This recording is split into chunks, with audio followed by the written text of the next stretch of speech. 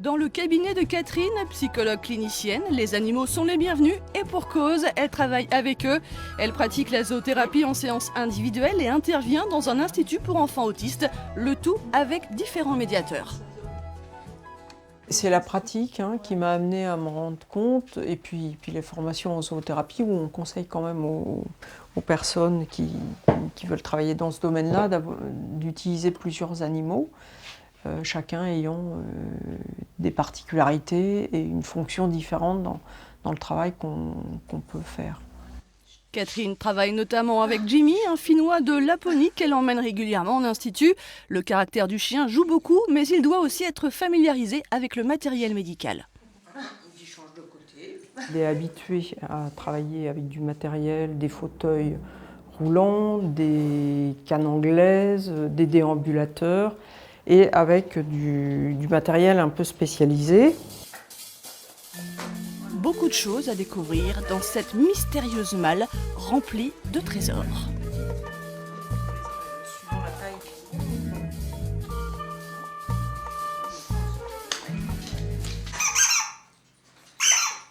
Voilà, l'intérêt c'est d'avoir du matériel différent pour que, oui, pour que l'enfant ou l'adulte soit intéressé, trouve quelque chose qui lui plaise. Ça peut être la couleur, ça peut être la texture, la forme.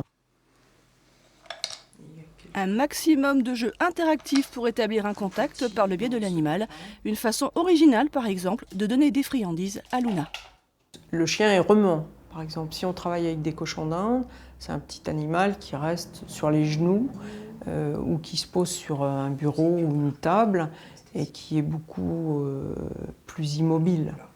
Le cochon d'Inde, animal stressé qui demande patience et bienveillance. C'est souvent avec les enfants un peu turbulents, quand ils arrivent à s'asseoir, ça leur permet de se calmer. Du coup, ça les oblige à attendre, à observer. Le bonus du jour, duo d'endives par Lola et Lisette.